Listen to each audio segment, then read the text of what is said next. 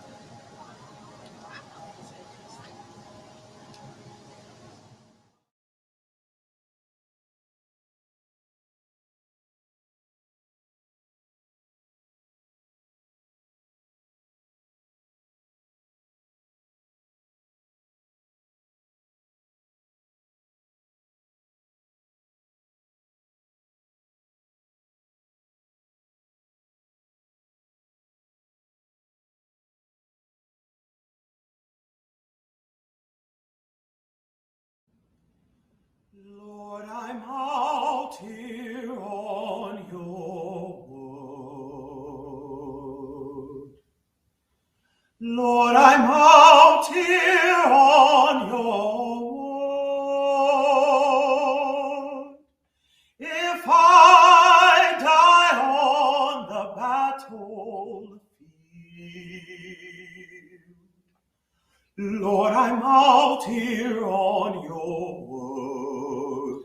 Glad I got my religion in time. Glad I got my religion in time. If I die on the battlefield, Glad I got my religion in time. We soon shall reach the Battlefield, Oh, how we then shall see battlefield, with all the heavenly battlefield, we'll live on battlefield. We'll shout o'er all our sorrows and sing forevermore with Christ and all his army on that celestial shore. Lord, I'm out here on your Lord, I'm out here on your word. word. If I die on the battlefield, out here on your word. Glad I got my religion in time. Glad I got my religion in time. If I die on the battlefield, got my religion in time. We'll raise the Christian Battlefield, on battles new and battlefield, repentance and salvation are written there in battlefield. I've enlisted and I mean to fight till every foe is put to flight. Though I may fall, I'll bless his name. I'll trust in God and rise again. Glad I got my religion in time. Glad I got my religion in time. If I die on the battlefield, Glad I got my religion in time. Lord, I'm out here on your word. Lord, I'm out here on your word. If I die on the battlefield,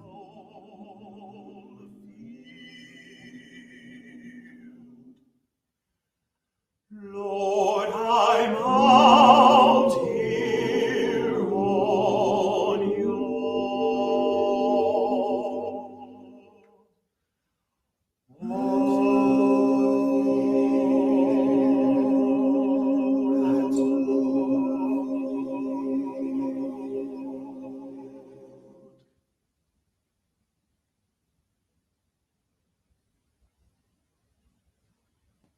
Lord, I'm out here on your word.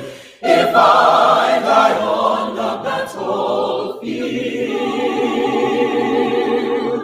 I'm out here on your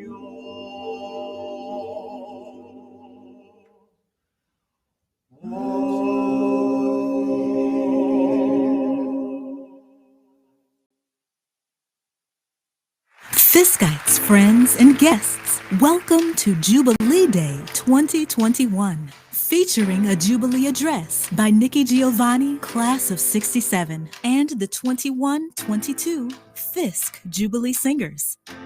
And now, from the campus of Fisk University, Jubilee Day 2021. The soul of a Jubilee singer. The Fisk Jubilee Singers, they're the reason why Nashville is called Music City. They've sung before kings and queens in Europe. They've traveled all across the world, and they've brought fame to not only Fisk University, but also the culture of African Americans, that being the Negro spiritual. This is something that has been carried on by other people that love and care for you, even though they never known you. To be a part of this program, especially during COVID, it offers stability in a time of uncertainty. Just to be able to have that time, even a short amount of time with these people I care about and I love, and just to be able to have that time, it means the world to me because it offers so much stability. It anchors me. You have to think of outside of who you are. So when we're singing, we think about blend and sounding like one voice. To be able to do that, you have to step outside of yourself and care about the person next to you, care about what they're singing, care about what they may be going through. And you have to, in a way, spiritually connect to say, I'm with you.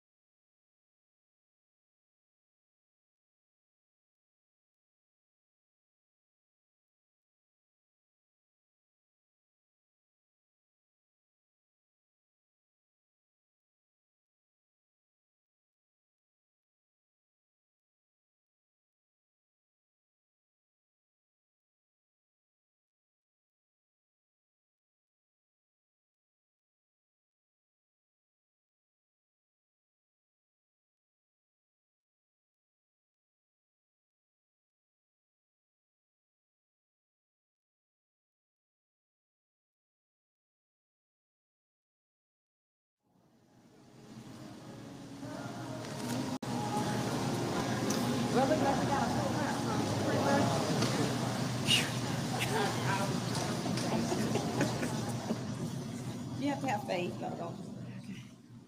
Good morning. President Newkirk, Provost Jones, trustees, faculty, alumni, students, and friends, it is indeed a pleasure and an honor to open the 150th anniversary celebration of the Fisk Jubilee Singers.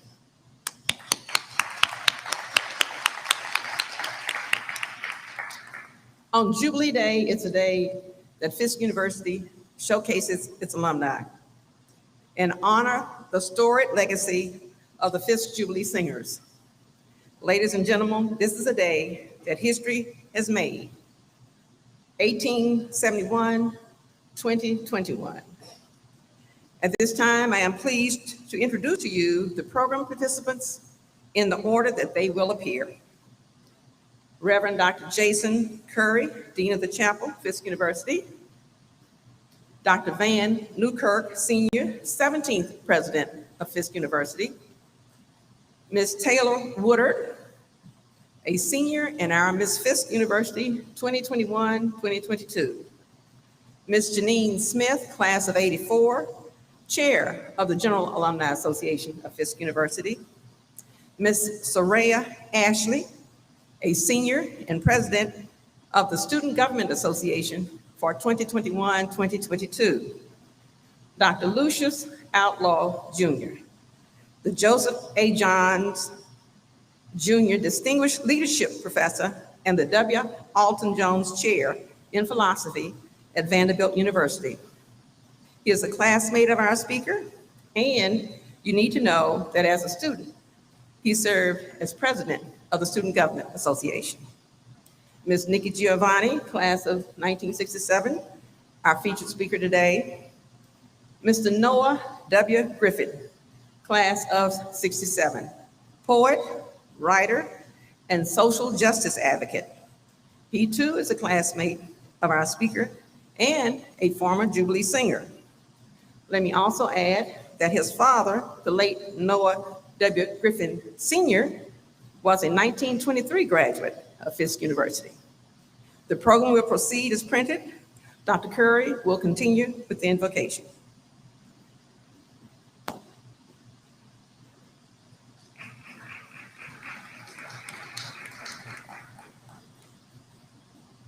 Let us pray. For your abundant mercy, which has helped to usher in this present day. For your abiding presence, which has sustained this institution for more than 150 years. For your unmistakable and unceasing love, which still binds us hand to hand and heart to heart, we pause this morning to say thank you. We are yet alive, and for our living, our moving, and our being, which is always through you, we pause to say thank you. From the rising of the sun until the going down of the same, you are still worthy to be praised. On this Jubilee Day, we pause to remember the tremendous effort and the unprecedented sacrifice, the undeterred faith, and the steadfast vision of those Jubilee singers who labored incessantly for our collective betterment. We thank you, O God, for their courage, and we thank you for their commitment to the mission of Fisk University. We thank you for their melodious songs of Zion, which are still able to lift up a bowed down head and still able to soothe an aching heart. We give thanks, O God, this morning for the Fisk Jubilee Singers and for what they symbolize within our university community and throughout this entire world. To be sure, we are indeed grateful to be beneficiaries of their tremendous legacy, which endures, praise God, to this present day. For what you've done, for what you are doing, for what you shall do toward the uplifting and the betterment and the prosperity of our beloved university. Today, O God, we pause to say thank you and amen.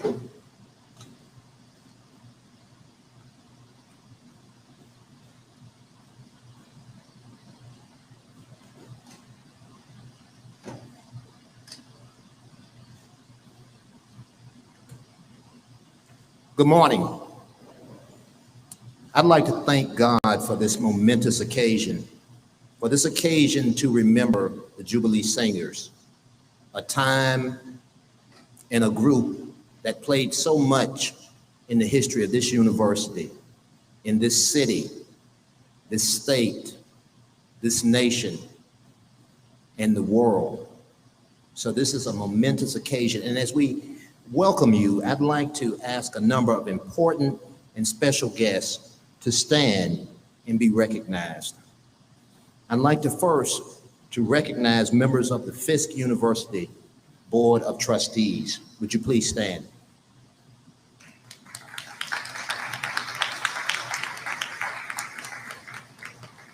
I'd like to recognize members of the Fisk University Royal Court. Would you please stand?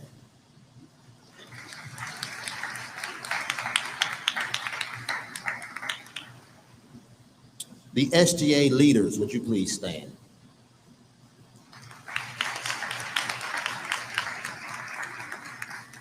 I'd like to recognize all elected officials. Would you please stand?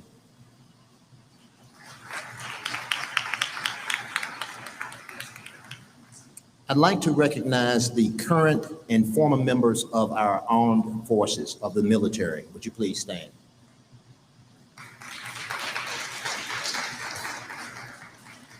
I'd like to ask all of our public servants, whether elected or not, would you please stand?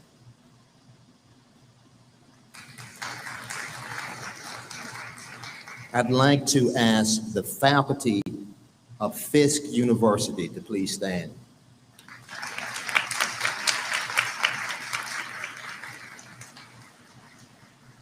The staff of Fisk University, would you please stand?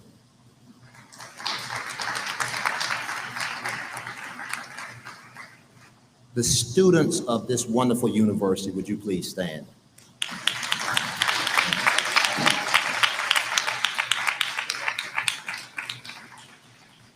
And all of our other guests, would you please stand?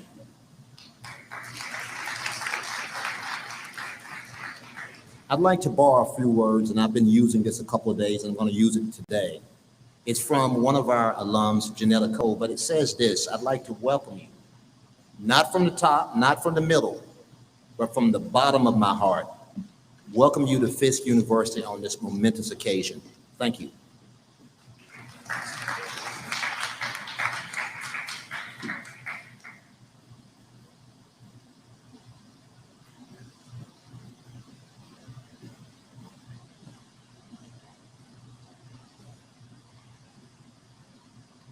Good morning.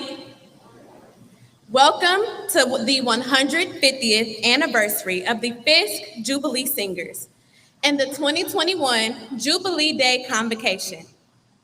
To our president, Dr. Van R. Newkirk Sr., board members, distinguished alumni, faculty, staff, and friends. On behalf of the Fisk student body, I bring you warm greetings. My fellow students and I thank you for joining the university as we celebrate our annual Jubilee Day Convocation.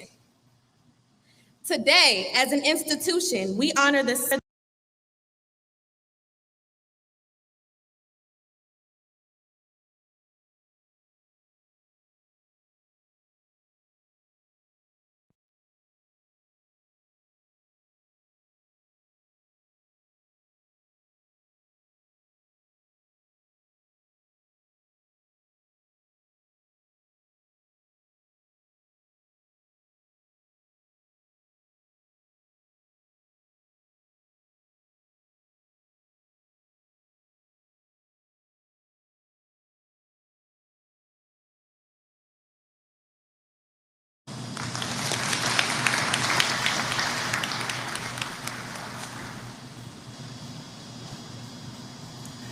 Good morning, students, friends, alumni, trustees, Fisk faculty, and staff.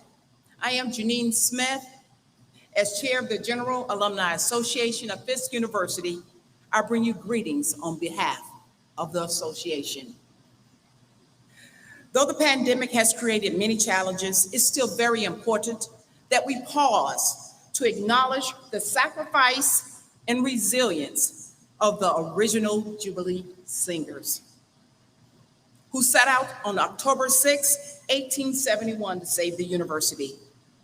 I want to thank all alumni who are working diligently to support the university financially, helping recruitment and retention, active in local clubs, and participating nationally. Jubilee Day always features notable Fisk alumnus as the convocation speaker and serves as the first public appearance of the current Jubilee Singers. Today, we welcome an exceptional Fisk alumna, Nikki Giovanni, class of 1967. Thank you for joining us today. Fisk today, tomorrow, and forever.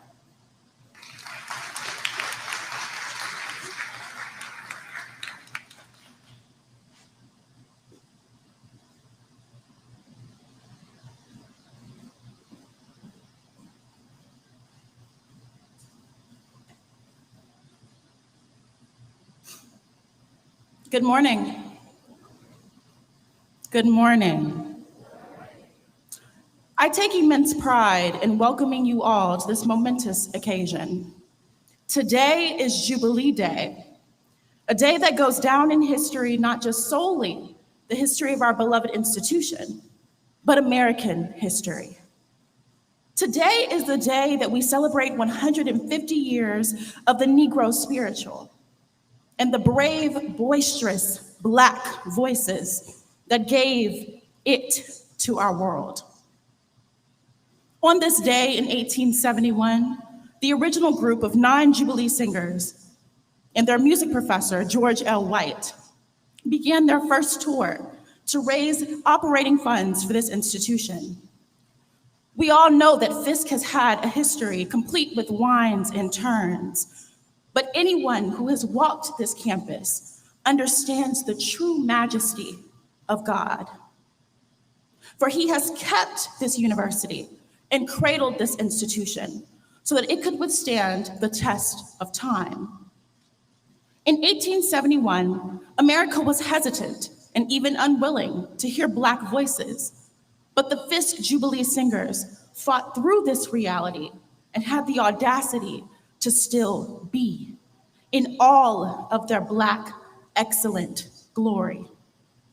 We can all learn something from the Fisk Jubilee Singers.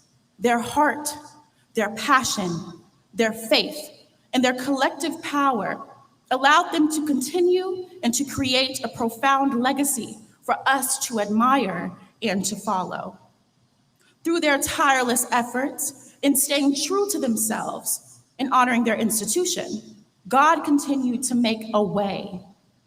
For he graced them with the gift of song and truth-telling, and they were able to share this gift with all who would listen. Through their earnest sacrifice and perseverance, the original group's earnings paid for the construction of Jubilee Hall, one of the first permanent buildings in America erected for the education of African Americans, and the building where the genesis of what we know as Fisk today was created. This prolific group of students were relentless in their desire to show the world that Black people were a dynamic people, and they inspired generations upon generations to continue to showcase the same.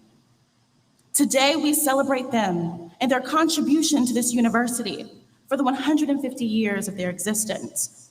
We applaud and we honor Dr. Kwame, and we do the same for the students throughout the years who have still held fast to the vision and who have kept this rich legacy alive. We look forward to another 150 years of celebrating our own, the Fisk Jubilee Singers. Thank you.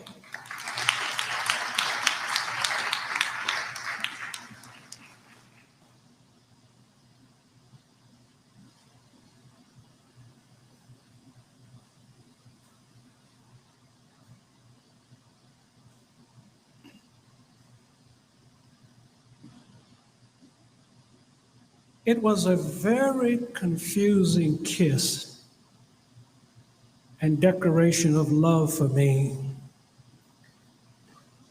that Nikki planted on me that night in the last year, academic year of our graduation Fisk in 1966-67. It was a confusing kiss and declaration of love because Nikki and I had never dated. We had never held hands and walked across the campus. We had never gone to meals in the dining hall, sitting to each other, like, oh, there's Lou and Nikki.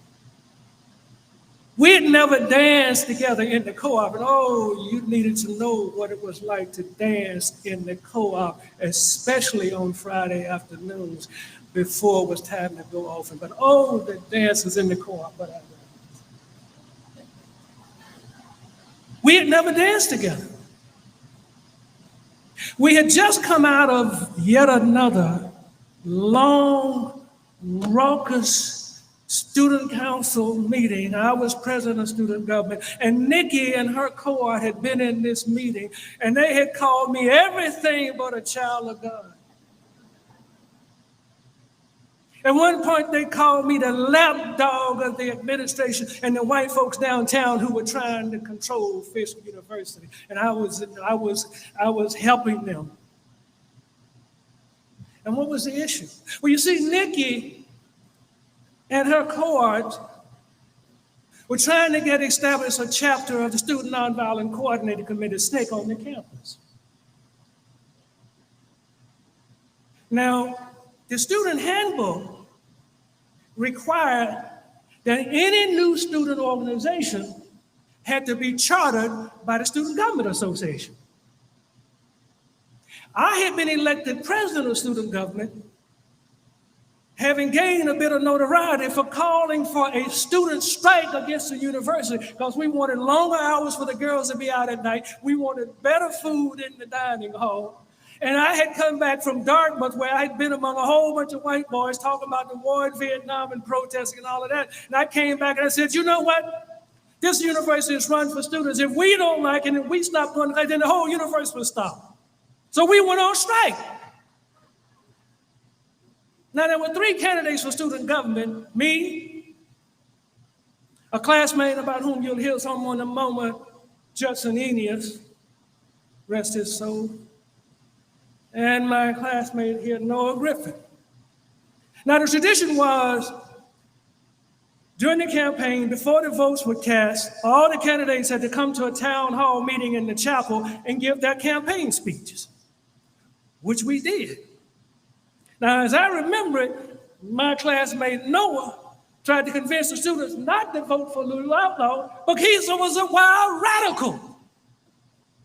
So here I am months later, being called a lapdog Uncle Tom by these folks trying to get a SNCC chapter, right?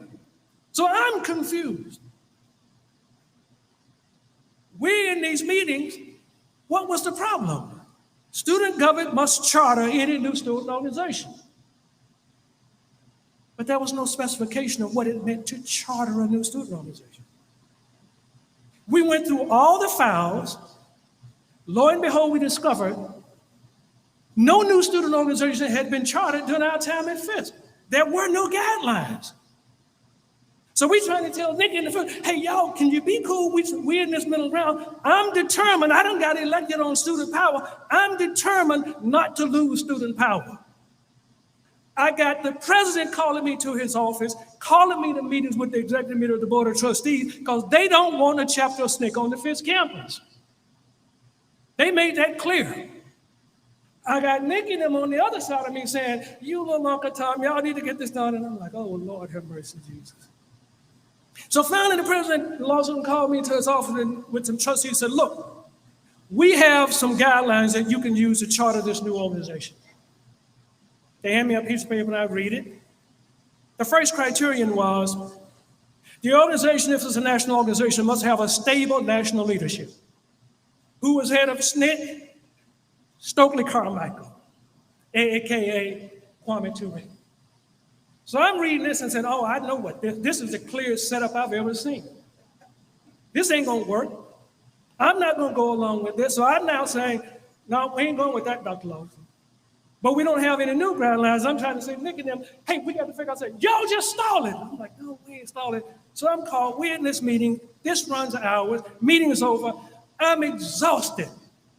I walk out of that meeting. I'm in the student union on the ground level, closest to the chapel. I'm standing in the hallway, leaning against the wall with my back against the wall. I am worn out. I'm emotionally whipped. I'm politically exhausted. Nikki walks up to me, kisses me on the cheek and says, we love you, Lou, and walked away. I didn't know what to think. I didn't know what to make of that. I saw Nikki some years later and I said, Nikki, that was the most confusing kiss I've ever had in my life. What were you doing? It took me a few years to understand what was going on. Nikki and her crew were politically conscious years ahead of me. Yeah, I had been a radical, student rights, longer hours and better foods in the dining room. And they're talking now about Black consciousness a transnational consciousness of who we were as a people, not beginning in the United States, but long before that we should have organizations concerned, and by this time, you were not to think of yourself as a Negro, but as a person who was Black, the development of Black consciousness and Black power. I'm struggling to catch up, but I'm behind. It would take me years to catch up. By the time I wrote a PhD dissertation, it was Language and the Transformation of Consciousness, Foundation for a Hermeneutic of Black Consciousness, based upon the works of Du Bois, Franz Fanon, and some other people. I never had a book. Never in the history of my studying philosophy at Fisk and graduate school did I ever have a text assigned to me written by a Black person. All of this was on my own. I was struggling hard to catch up. And as I got older, I began to understand that kiss and that declaration of love. It was the love that they had cultivated for Black people.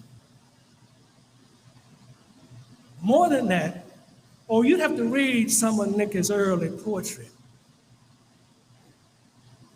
Am I right? Can you kill him? Was that one of them? But as I began back to Fisk in 1970 to join the faculty, I noticed who was coming back to Fisk was Nikki. What is going on? What I grew to understand was that political fight that we were having in student council, it wasn't personal. I was taking it personally. They were kicking my behind. My ego was being shredded. I'm behind, running fast to catch up. She knew I was behind, but it wasn't personal. And she was saying, we still love you. I didn't understand. How could you love me? You're beating up on me. It took me years to understand that love. It took me years watching and witnessing Nikki come back to Fisk, watching Nikki interact with the professor who had a profound influence on my education, Leslie M. Collins, from my first semester, my freshman year, to the second semester of my senior year, taking Negro Lit with him before I left here. I watched Nikki, and I came to understand that she loved Fisk University. Her fight was never to destroy Fisk. It was to make Fisk better. To make Fisk better. I haven't caught up to Nikki yet. She is a sage. She is a griot of extraordinary accomplishment, extraordinary talent, with a wealth of love for Fisk University that is unmatched. I came to understand that. I was confused by that kiss at first and that declaration of love. I am not confused anymore. Let me share with you something Nikki wrote in A Good Cry. The title is Fisk, the class of 1964. We came in the fall on segregated buses and segregated trains, very few on airplanes, most by mom and dad, which is how I got here. To the historic campus of W.B. Du Bois, James Weldon Jones, and John Hope Franklin. Inspired by the Jubilee Singers, poeticized by Dr. Leslie M. Collins and the great Robert Hayden, Frenched into the legendary M. Jean Cartin, and maybe even jazzed by novelist, librarian, Arna Bontem's friend, Langston Hughes. We gathered in the chapel to pick officers and leaders. We gathered on the steps for the classic class photo. We gathered in the room for the photo of children of Fisk Ice. And some of us were grandchildren. J.B. Watson, class of 1905. We came, despite what some deans thought, to sit in, to march, to protest, to change the world we were living in, to prove our mantle to ourselves.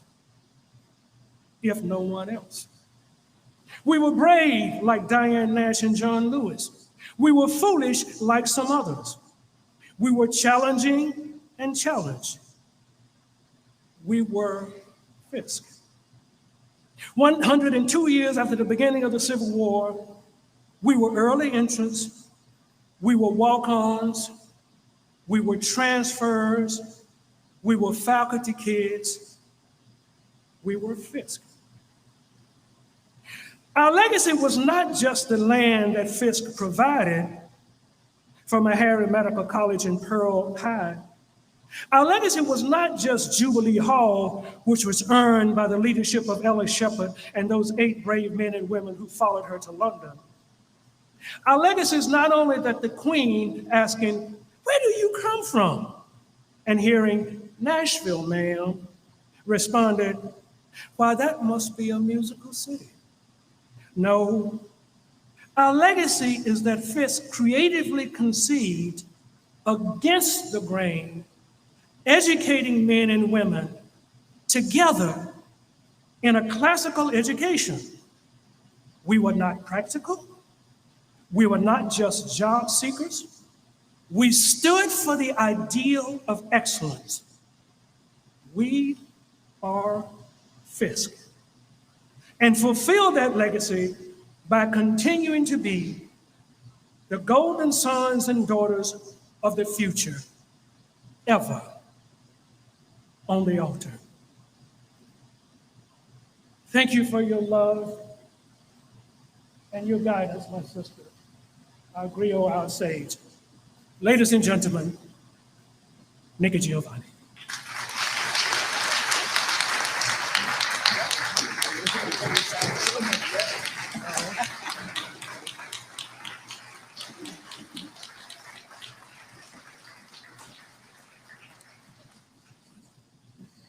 Lou makes me sound so much better than I was. And I have to tell you, as you can see, he was cute as a button. We all had crushes on Lou. And so we were all trying to find a way to get his attention. When he was cute, you can see that. And so it was very nice. I'm glad to be back here today with the Fisk Singers. And I think that it's important that we remember that. I know it's Jubilee Day, but it's Jubilee Day because the Fisk Singers sang. And I think we have to remember who we are sometimes. And I'm not against being jubilation. I'm not against any of that. Lou quoted, I met the Queen. I'm going to say this badly. I had a speech in mind and he kind of turned me around for a minute. But I met the Queen of England because she called and wanted to meet me. I don't get to call the Queen of England and say, "Hi, Elizabeth, are you busy?" You know.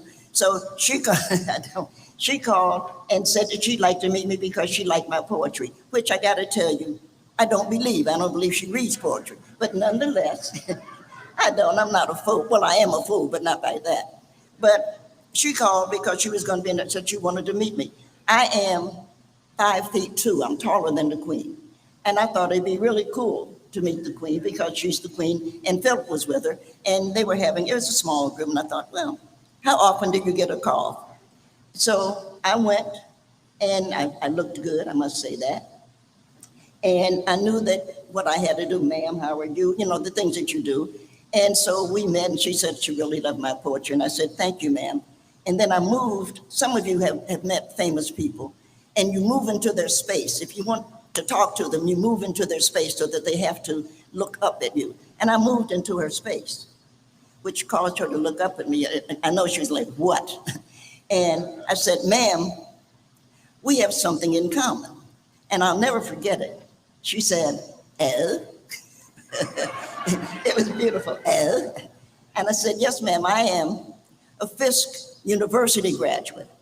And your great-grandmother, Queen Victoria, awarded Fisk 50,000 pounds, among others, but the 50,000 pounds is going to be significant. The Fisk Singers came to sing for her, and she awarded them the 50,000 pounds. I got to tell you, they earned it. If you've ever been around a bunch of British people, you know that they did. And that money came and built, as you know, Jubilee Hall. We named Jubilee after Victoria. And we know that those people, our people, took the Negro spirituals and took them around the world. Now, we know a couple of other things, and I'm in a good mood, so I don't want to be misunderstood. But we know that Fisk went broke, like a lot of things went broke, because we were former slaves, and they didn't want to pay us, and nobody wants to give us our money back, and still don't. But Fisk was going broke, and we had to find a way to help. We know there's a woman that we constantly forget. Her name is Ella Shepherd. And we know on Friday evenings, Ella Shepherd, after school, she had learned to play the piano. Her mother had taught her. And she and her group would get together down at the, I guess it was Henderson Hall at that point, and play the piano, and they would sing the songs. When we knew that Fisk was going broke, Ella went to General Fisk, and she said, how can we help? And General Fisk does like a lot of men do when women come and ask him something that makes sense, said, oh, I don't think you can help.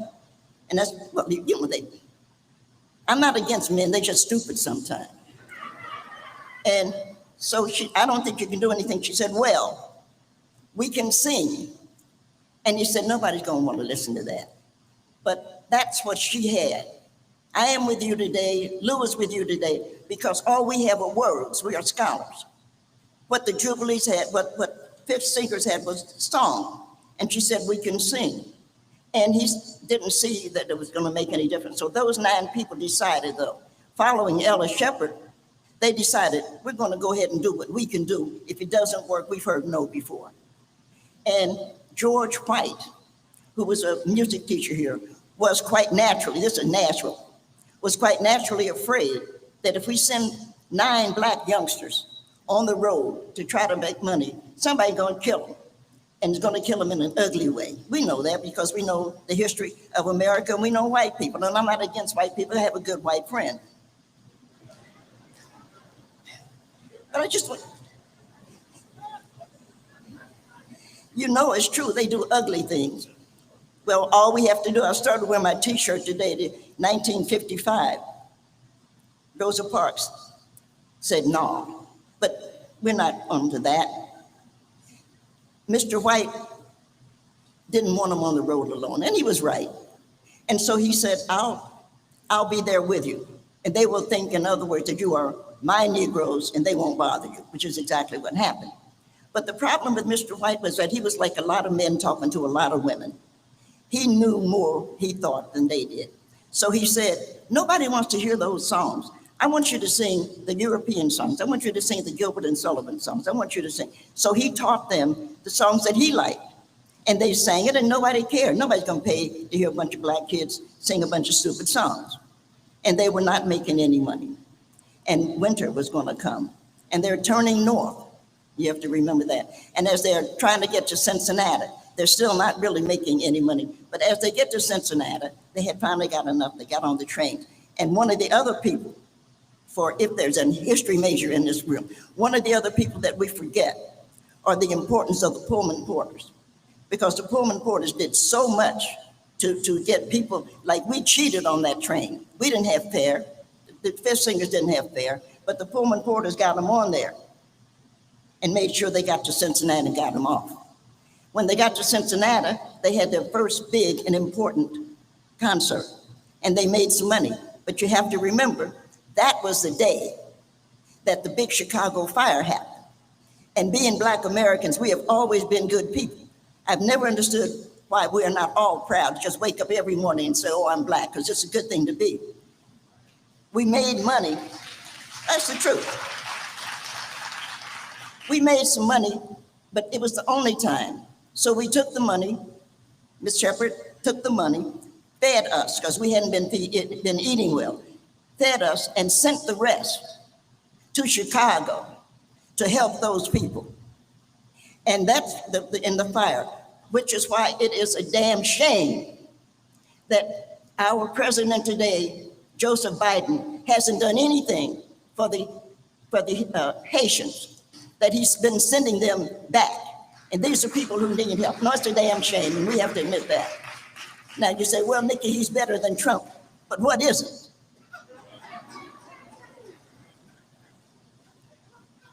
I tell you, if the devil had married Hitler, their child would have been Trump. Just thought I'd mention that. But they went on, they were able to go on up to Wilberforce, actually. And Ella knew that they were not getting any money. Ella knew that it wasn't working. And she said when they got to Wilberforce, it was still segregation, but when they got to Wilberforce, you now have Black youngsters. And she said to them, we're going to sing our songs. These are the songs, this is what got us through these 200 years. So when they got to Wilberforce, you're going to have Black youngsters, 9 of them, walking into the middle. Now, I don't have to tell you, because a lot of us are Black in here. You put 9 Black youngsters into a room with a bunch of white men, and you could hear a pin drop. Everybody stopped to look, and they broke into steal away to Jesus. And everybody was shocked. They'd never heard anything like that. One of the people there was Reverend Beecher Stowe, Harriet Beecher Stowe's brother. And he said to them, well, if you come to New York, you'll make some money. You make a lot of money. So they got to New York. And again, the Pullman Porters were a big help. But they got to New York, and he was in Brooklyn, actually. And when they got to his church, they sang. And people started to give them money. But one of the people at Reverend Beecher's church was Lord Nottingham, who came to say, my cousin should hear you. His cousin happened to be Queen Victoria. So they then went to England, and they stayed for a year. And we know because over here in Jubilee Hall, we see the picture of the 9, and they sang, and they made they made the voice. Now, I just want to back up a little bit, and I don't want to, take up too much of your time and stuff, but let's back up a little bit. We're going to have a couple of thousand years. We're going to have a man who's going to be standing with a crowd, and they're going to have, the Romans are going to have 3 crosses and 4 people. And so they're going to do, Pontius Pilate was a coward, like a lot of people we know. And Pontius Pilate is going to ask the group, who should I give you? What should I give you? Because I've got these people, and I don't have enough crosses. Crosses are big and heavy. And of course, the crowd said, give us Barabbas, because crowds are fools. We know that because we've seen Thwart. We've seen a man stand on George Floyd's neck and murder him, and we've seen 3 people stand there and watch it. But that's another story. We've seen people shoot him in the back. That's another story. We've seen all of that. And they said, give us Barabbas. So Pilate could then say, I'm washing my hands. And Jesus was standing there. And he said, what do you have to say for yourself? Now, one of the things that I like about Jesus, I don't know what you like about Jesus. Maybe everybody doesn't know Jesus. That's up to you. But one of the things that I like about Jesus is that he never fooled around with fools. He knew that there was no point in telling a fool anything because fools don't listen and don't learn. So he had nothing to say. And he looked at him, had nothing to say. And he said, well, we're going to crucify you. Jesus said it was okay. Now, and I'm not picking on white people because I'm in a good mood today. But one of the things that we know is that the white people say, well, Jesus is going to die for our sins. I don't believe that. I never did. That's why you have to read your own Bible. Jesus didn't die for their sins. Jesus died to show us that dying ain't no big deal. And so every time somebody else dies, we can deal with it. We've been Black people for all of these years in America. We've seen our children murdered. We've seen, I'm a woman, we've seen our children snatched from us. But we know that Jesus wasn't worried about it. And he's standing there, I'm not going to show you that I'm going to die for theirs. I'm not going to cleanse them. Ain't nothing I can do about them. They fools. I'm going to show you, don't be afraid, that you have to go forward. You have to find a way. And so now we've got the 3 of them, the 3 men are going to be put on the cross. They're going to go up to Calvary. There was a visitor, and I want you to remember that. You can read your New Testament. There was a visitor in the crowd, and he knew that that cross was heavy. He was from Syria, and he went over to Jesus, and he helped pick up the cross. Now, we know Jesus liked to talk because we've seen all of everything you follow. He liked to talk. So we know Jesus and Simon, the Cyrenian, liked to talk. They talked all the way to Calvary. And when they got to Calvary, Simon said, I'm sorry, this is as far as I can go. And Jesus, I'm sure, was polite because Mary raised a polite child. Jesus said, well, thank you. And then he looked at him and he said, good luck. And we in the Black community, we who are of color, are going to need it. They put Jesus on the cross, and he did the thing that anybody would do. If you, God, you on the cross, you're trying to be nice to people. So he looked at the man on the right, and the man on the right is going to die. And he says to the man on the right, something comforting. But the man on the right is a fool. And the man on the right is going to say, you say you God, but you up here with us. And that's what I like about Jesus. He's not going to waste his time trying to understand this fool. He's not going to waste his time trying to talk about him. And everybody wants to say Jesus loved everybody, but Jesus didn't. You have to read your own New Testament. He didn't love everybody, and he didn't love this fool. He just turned his head. And the man on the left said to him, I believe that you are God. And Jesus said, you will be with me today in heaven. And now we got Jesus in the middle. And it's a good thing he was in the middle, because the story would have gone differently. We would have met God differently. But we got Jesus in the middle of these two people. And we've got the man on the left believing and hoping that everything is all right. Now, Jesus got nothing else to do but die. He's on the cross. He's going to actually transition. Because if Jesus was dead, I wouldn't be standing here talking about him 2,000 years later. He's going to be transitioning. And as he did, which is my point, as he's on the cross transitioning, as his mother is there crying, as John, the beloved disciple, is with his mother, because all the rest of them people say we love you, God, but all the rest of them gone. Nobody there but John, the beloved disciple, and Mary. And Jesus did what anybody else, when you have a job to do, he hummed a song. He did whatever the song was. I've always wished I knew. What did Jesus hum on the cross? And I don't have anything against the Romans. It's not personal. But at one point, the music stopped. And the soldier watching him, they said he threw a sword, but he couldn't have thrown a sword, because anybody that's seen a sword knows a sword would have cut him in half. Swords are big and heavy. He had to just throw a knife so that his mother and John, the beloved disciple, could take him, clean him up, and bury him. And so now we wonder, where did the music go? And we know Jesus rested for a couple of days, and we know when he woke up, when he left the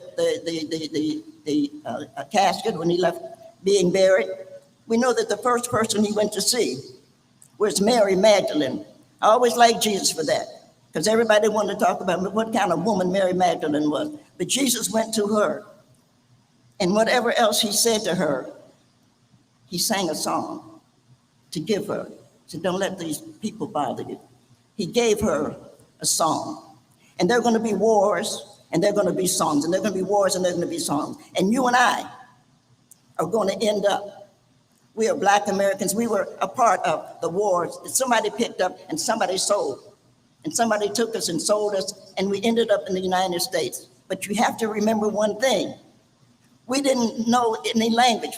We're Africans, but we're not just Africans. That's a nation. That's a continent. Everybody in there, every community had its own language. So how are we going to talk to each other? We know on the 10th day, whatever history majors we have here with us, we know on that 10th day there's going to be a rebellion, because they're going to be brought up to be clean, to make dance, to hopefully keep their muscles. We know that they are going to recognize something is really, really bad. Whatever this is, it's really bad. And they're going to fight. And we know that they're going to lose.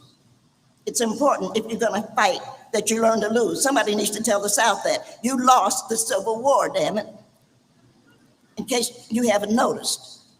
You little traitors did that. But that would be another discussion. We know that when the people who survived it, some were thrown into the ocean, we know that. Some were hanged because they thought, oh, if we hang them, the rest of them will be afraid.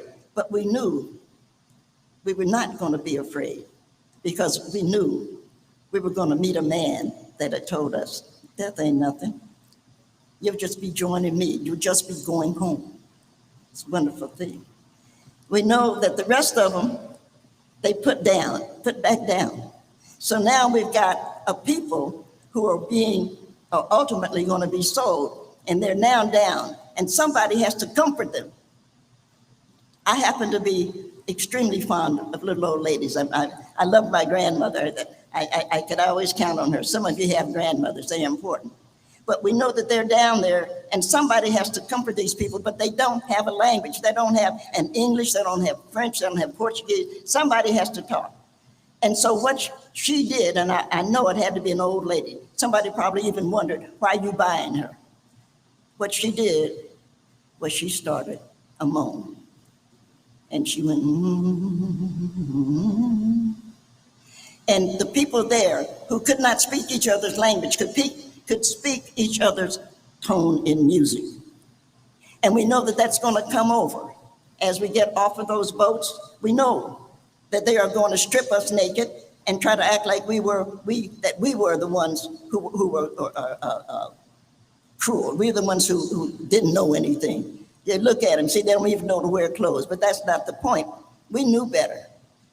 We was put on a block, and we were bought, and we were sold, and we were bought, and we were sold. And the only language we still had was the music that had been passed down from Jesus to Mary Magdalene, through the wars, to the boats. And we had those songs, and we knew that all we had was something. You're going to realize that we're going to be able to lean on the everlasting arms. And when our children were snatched from us, when our children were sold, when our children were in some cases beaten to death, whatever that is that some of the crazy people we had to live with did it, we knew that we had something to lean on. We knew that they were going to heaven. We knew that Jesus was going to take care of them. When they were old enough to be useful to some of these people, we also recognized that they were going to take him away. I have a son. They would have taken my son because he's smart. They would have taught him something.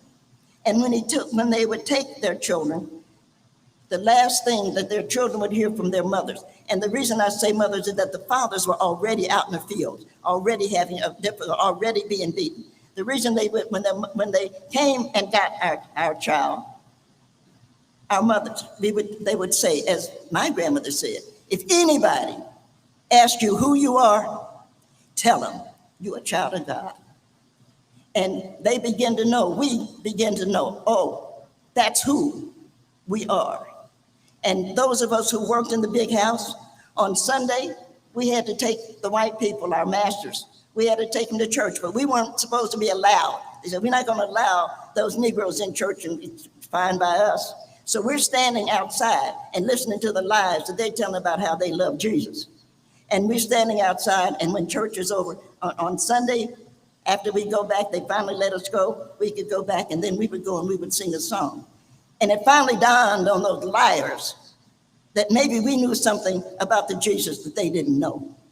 And so they said, okay, come on in and you can be a part of the church, because otherwise we don't have any music. Otherwise the stuff that they were saying was wrong.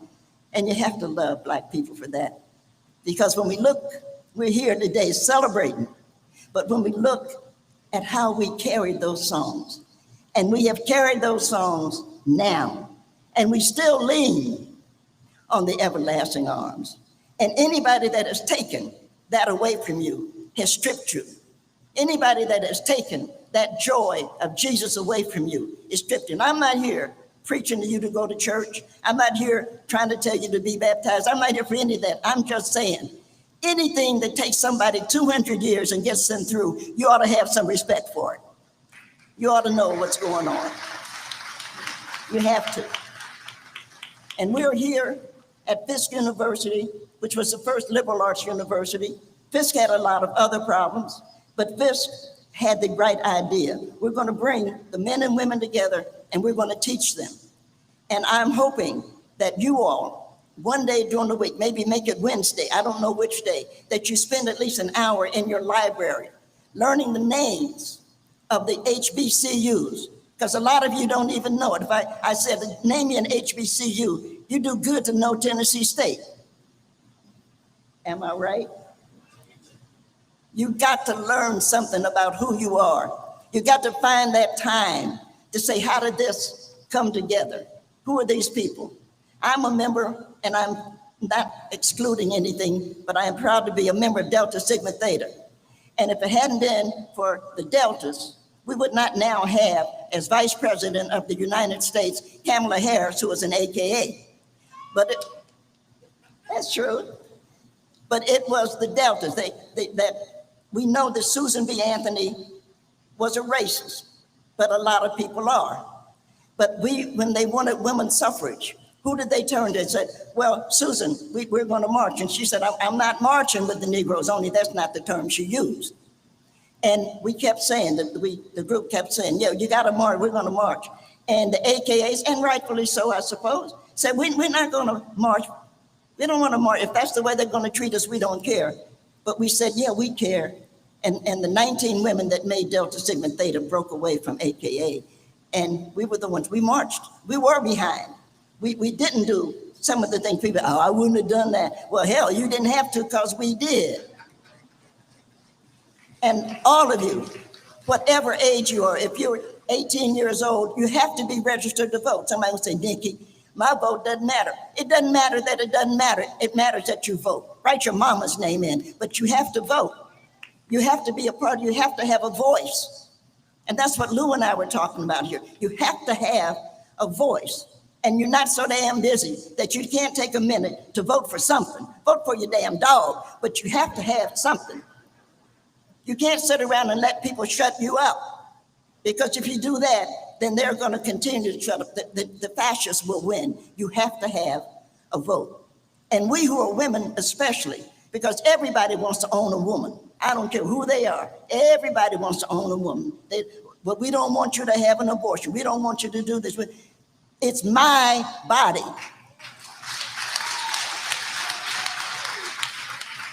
That's the truth. You really hate to see some old men. That men don't get pregnant, they make pregnancies. And they need to remember that.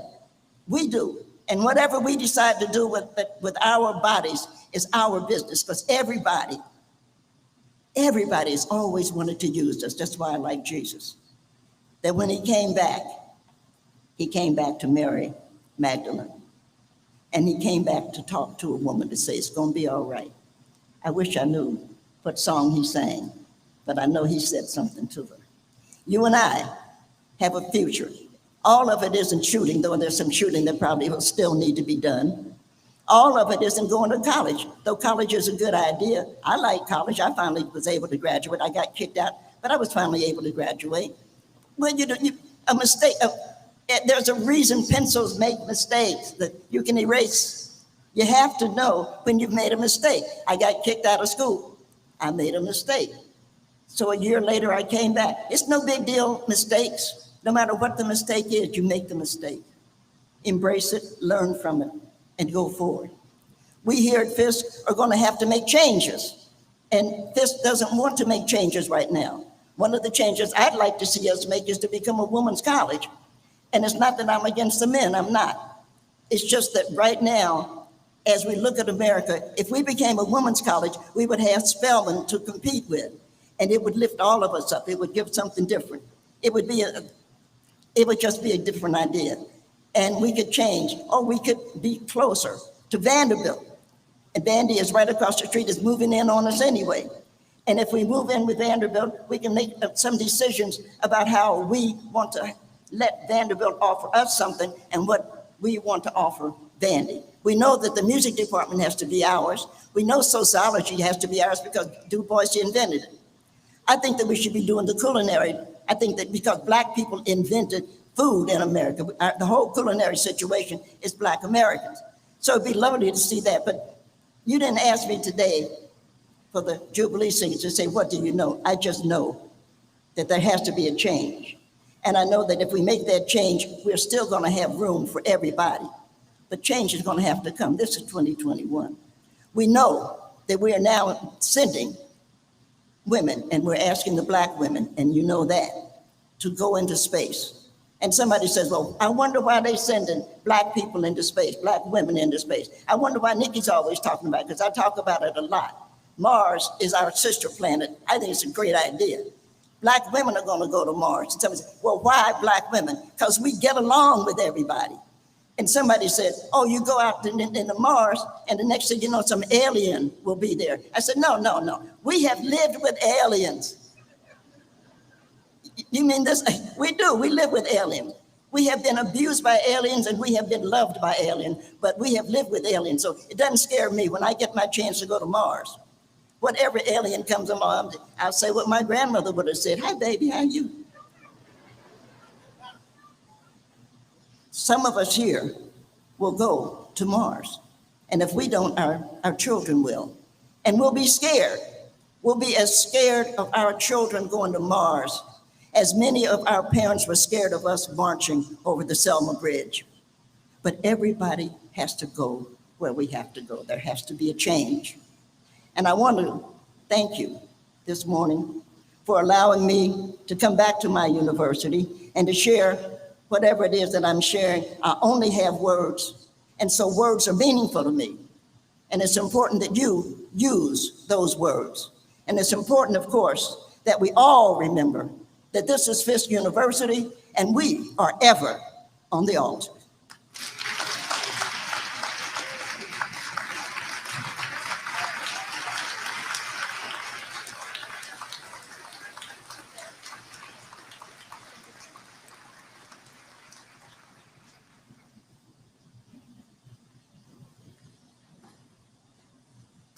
Nikki, thanks for those insightful words. On this day, October 6, 2021, we'd like to present you this plaque on behalf of the General Alumni Association of Fisk University. Thank you so much.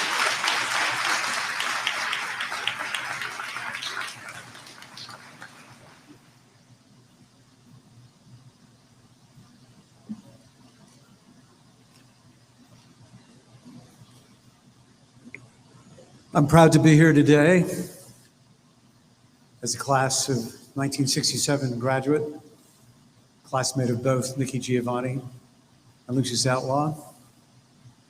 I'm dedicating this prayer today to our classmate Judson Eneas, who himself was a Jubilee singer and a martyr from our class. Judson Eneas was a retired doctor in the Bahamas. And he went back to save the lives of those who were dying from the COVID-19 disease, and he lost his life in the process. So this is dedicated to Judson. I would like you, it's the call and response, to respond with what is in bolden letters here in your program. Lord, make us worthy of their legacy. They set the music free, dear Lord. They set the music free. October 6th of 71, our day of Jubilee. When we think of the dark days we face, the challenges ahead, Lord, make us worthy of their legacy. When we get weary, know this was said, Lord, make us worthy of their legacy. They embark not knowing their future or their fate. Lord, make us worthy of their legacy, that we may gather on this date. Lord, make us worthy of their legacy. Their simple songs of faith and trust. Lord, make us worthy of their legacy. Give us strength to do what we must. Lord, make us worthy of their legacy. They set the music free, dear Lord. They set the music free. October 6th of 71, our day of Jubilee. Thank you.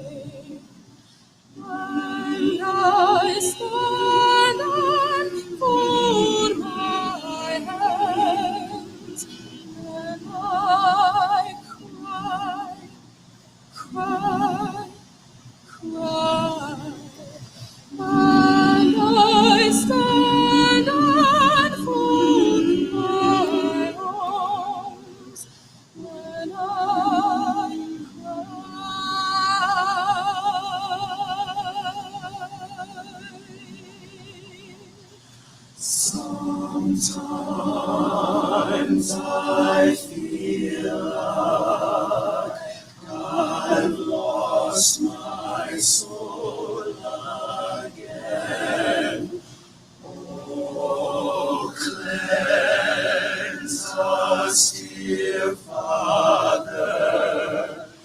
Oh, cleanse us, we pray.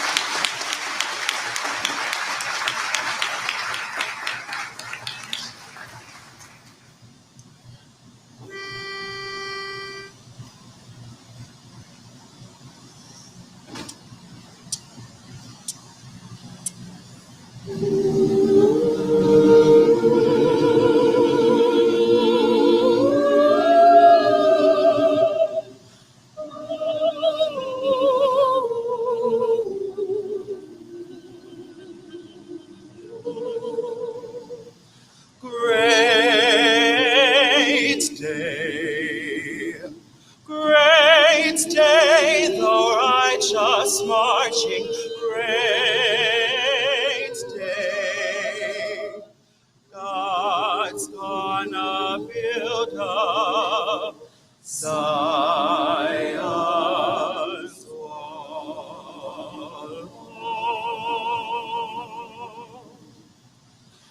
God's gonna build up Zion's wall. Great day, the righteous changing, great day. God's gonna build up Zion's wall. Oh, great day, the righteous changing, great day. God's gonna build up Zion's wall. Chariots move on the mountaintop. God's gonna build up Zion's wall. My Lord spoke and the chariot stopped. God's gonna build up Zion's wall. Oh, great day, the righteous changing, great day. God's gonna build up Zion's wall. This is the year of Jubilee. God's gonna build up Zion's wall. When my Lord set his people free. God's gonna build up Zion's wall. Oh, great day, the righteous changing, great day. God's gonna build up Zion's wall. When I was a mourner just like you. God's goodness built up Zion's wall. I'd pray and pray till I come through. God's goodness built up Zion's wall. We want no cowards in our band. God's goodness built up Zion's wall. We call for valiant-hearted man. God's goodness built up Zion's wall. I'll take my breastplate, sword, and shield, God's goodness built up Zion's wall. and march on boldly in the field. God's gonna build up Zion's wall. Oh, great day, the righteous changing, great day. God's gonna build up Zion's wall. Oh, great day, the righteous marching, great day, great day. God's gonna build up Zion's wall.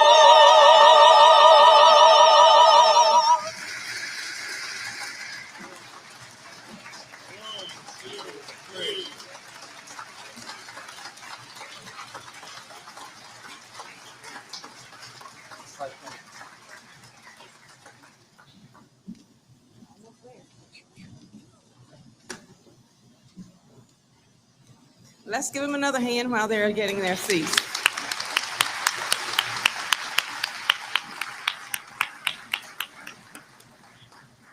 At this time, we will do some announcements very quickly. For those of you in the audience, I would like to bring your attention to the announcements on the program. Tonight, we are hosting a book signing with Ms. Giovanni at the Martin Luther King Academic Magnet School from 6 to 8 p.m. in the school auditorium. It's free, open to the public, and we will have some books there for sale. Also, for those who are in the Nashville area this evening, once the sun sets, the Memorial Bridge in downtown Nashville will be showing the Fisk spirit as it glows gold and blue in honor of the 150th anniversary of our Grammy Award-winning Fisk Jubilee Singers. At this time, it is my pleasure to recognize the descendants of the original Jubilee Singers that we have with us today. Today, I'm going to introduce you to Dr. Sandra Harris, if she would stand, and her daughter, Ms. Tracy Royal. Dr. Harris is the great-great-granddaughter of Richard Harris, and her daughter, Tracy, is the great-great-great-granddaughter. The Harris Music Building, which houses our music faculty, it was the residence of her great-grandfather. Dr. Harris and Ms. Royal are also descendants of Minnie Tate Hall, one of our original Jubilee Singers. I would like to extend a special invitation for anyone who would like to go on the pilgrimage shortly after we finish. Ms. Giovanni is going to be on the pilgrimage, but she's also going to do a quick interview. I think she's just hearing this with one of the news stations. I want to just personally thank everyone. And on behalf of the university, for those of you who have not had this experience before, for those of you who are joining us virtually, we want you to know that Jubilee Day is a day where alumni stop at 10 o'clock, no matter what day of the week, Jubilee Day falls on. We do have some that maybe have forgotten, but we know from 4 years of being here that it was a very special day. And I feel very honored to be here for the 150th. And I would hope that those of you who are here feel the same.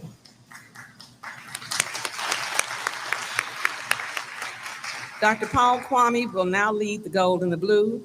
The words are printed on the program. After the gold and blue, we ask that you remain in place for the benediction by Dean Curry. Thank you for coming and have a good day.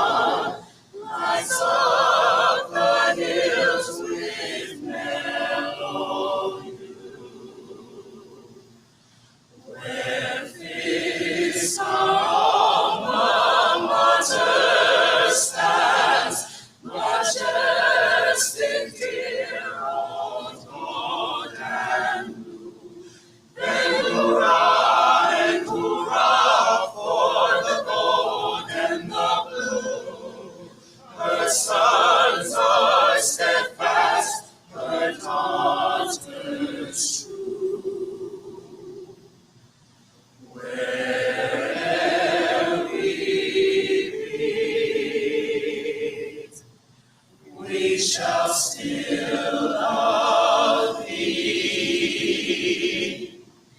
Fisk, our alma mater.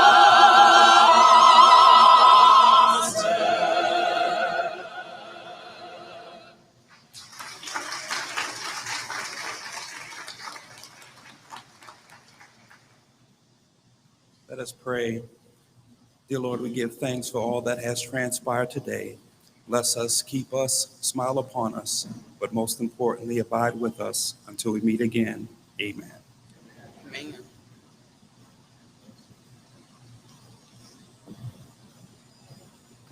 Normally, we would have music playing, so you will imagine music is playing, and you may you may exit. Okay.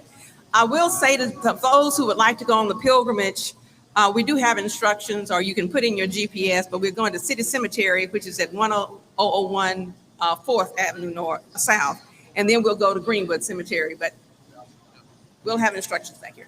Thank you for coming.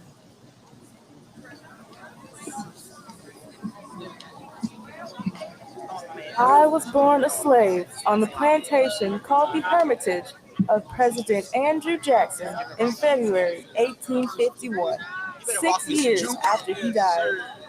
My father secured his own freedom for $1,800 by working as a hired-out liveryman in Nashville. My mother was visiting from Mississippi when I was born. When I was only 15 months old, I became very ill, and my father tried to purchase both my mother and I.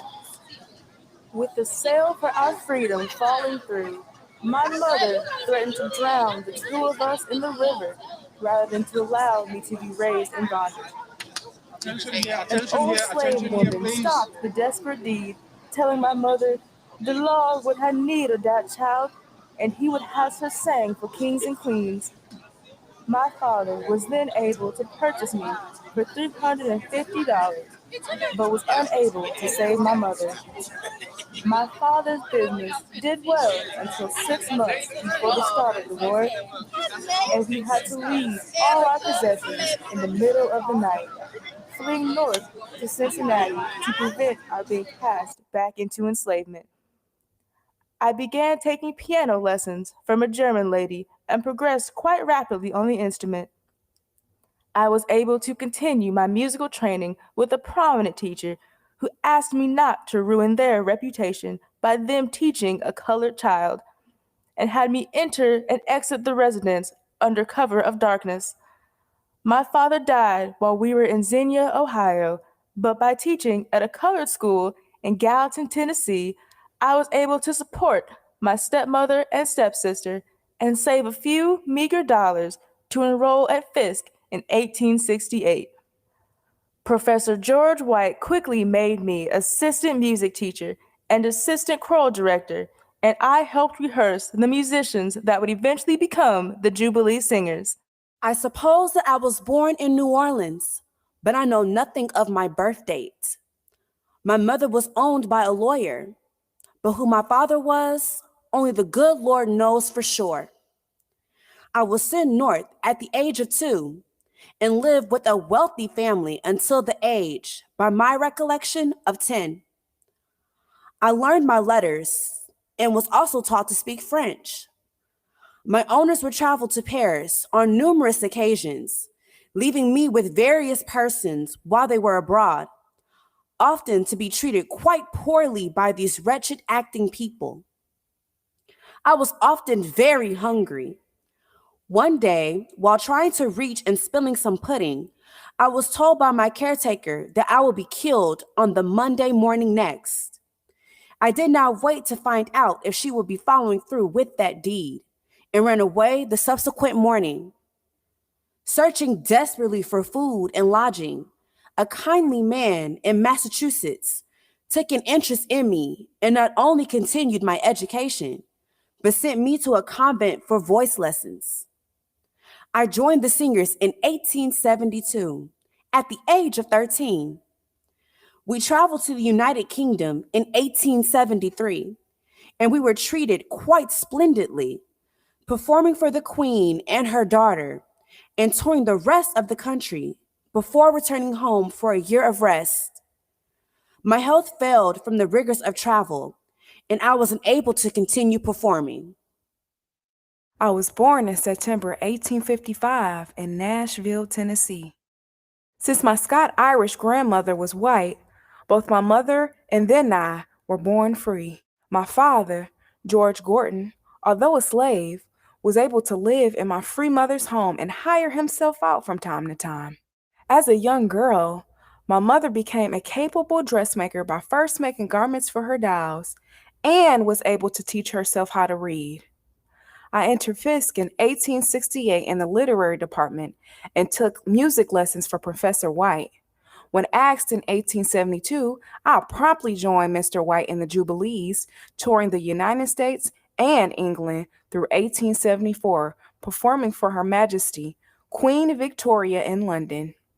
When I returned to America, I married a local businessman, Reverend Preston Taylor, and continued to reside in Nashville. I was born to free parents in 1857 and know a bit more of my history that is so lacking in many of my fellow darker citizens. My grandmother and several of her children were set free by her master in Mississippi. One of those children was, of course, my mother. My family decided to go to Ohio into the free North, not knowing the length nor the difficulty that such a journey might demand. With such meager resources as this little troop possessed, it made it necessary that this band would stop periodically and secure work along the way to sustain themselves before moving on. They eventually reached a German village, and we were treated so kindly and so gently that they decided to settle there. My mother then learned her letters along with the white children and received a very good education that she put to good use, eventually becoming a teacher. I learned my letters from my mother along with the other colored children that she taught. I came to Fisk and joined the original singers and was the youngest performer when we toured Great Britain and sang for the Queen. On my return home to Nashville, the rigors of the lengthy travel and the stress of numerous performances caused voice exhaustion, and I had to give up singing. Thank you for watching Jubilee Day 2021. Thank you for watching